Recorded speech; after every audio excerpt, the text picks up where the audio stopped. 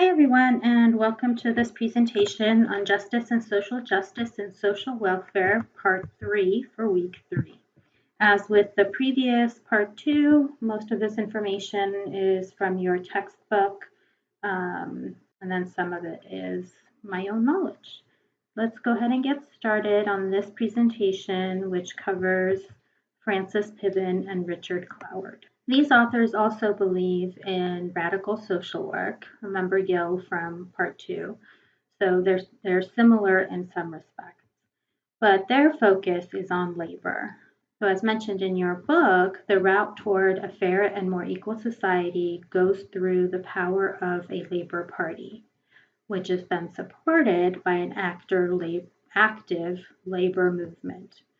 So if this is absent, the power of the Labor Party is absent, and the labor movement is weak, then that's where we get great inequalities that just keep on growing bigger and bigger. Piven and Cloward focus on those who are impoverished. Drawing on conflict theory from Karl Marx, they come up with their own theory as to why reality or society is the way it is. But let's just kind of refresh on conflict theory. This is the belief that there is an unequal society with a division between the powerful and the powerless.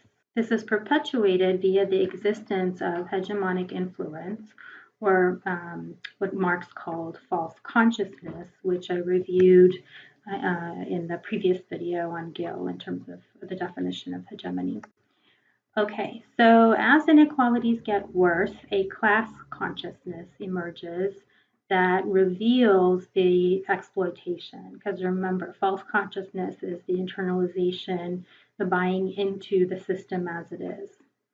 So when these inequalities get worse, a class consciousness is developed where people then have awareness of the reality of the situation. Those with power react by trying to appease those who are protesting. So they give a little bit. And then if the appeasement does not address the structural causes of the inequalities, but rather maintains the current system, then the cycle just repeats. So Piven and Cloward believe that welfare is a control mechanism. The public assistance that we provide is a perfect example of conflict theory in action. And they have a little diagram, and there is a diagram, figure 1.1 in your Figueroa-McDonough. Oh, there should be a M, not a D. Oh well. All of them are wrong from now on, but I mean your text. I mean the chapters in your reading. And anyways, on page 16, so I'm going to adapt that figure a little bit to just kind of make it a little clearer. So Piven and Cloward start with an unequal society with unregulated capitalism. So this leads to competition over resources, which results in winners, who are those in power who then control those resources, and the losers, who are the ones without power and access to resources. So those who are without power are the exploited workers, the cheap labor force for the unregulated capitalist economy. And at some point, there's a crisis that happens. It can be high unemployment or something else where, again, that false consciousness is revealed.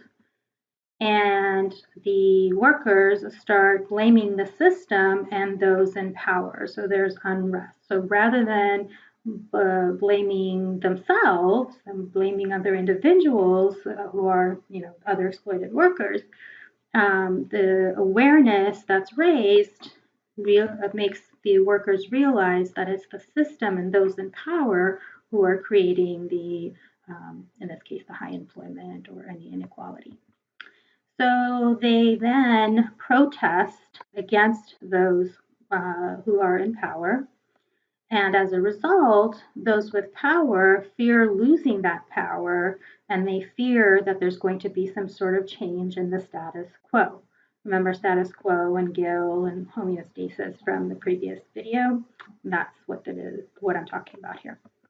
Okay, so then in response, they expand public assistance or unemployment benefits or what have you, whatever service, but only enough to appease the protesters or those who are asking for change.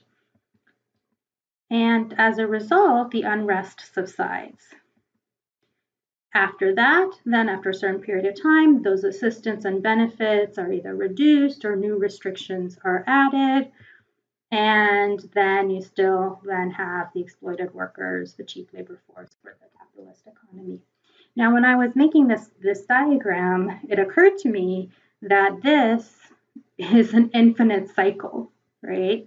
If I go back here, you can kind of see if we start out with the losers without power and access and go all the way around and back again, we get this infinite cycle, which I thought was pretty cool that the diagram actually showed the repetition of this infinite cycle if change does not actually, structural change does not happen. Okay, so how do we get structural change? How do we have a just society according to Piven and Cloward? Their answer is labor socialism. A welfare state that is focused on labor is the key to equality, according to Piven and Cloward. In such a society, the system prioritizes workers and the society is shaped by labor. So what do social workers do according to Piven and Cloward? They viewed social workers as handmaidens of the status quo because neutrality favors those in power. Many social workers work in government institutions that have to remain neutral because they are government institutions. But according to Piven and Cloward and many others, if a person is neutral, then the default is that the status quo, and in this case, those in power, will remain unchanged. Social workers should be unequivocally on the side of the powerless, that is, the poor, according to Piven and Cloward. And again, that should be F.M. the Figueroa McDonough, page 17 citation there. But instead, social workers help through public institutions that perpetuate poverty. What social workers should do is engage in collective action.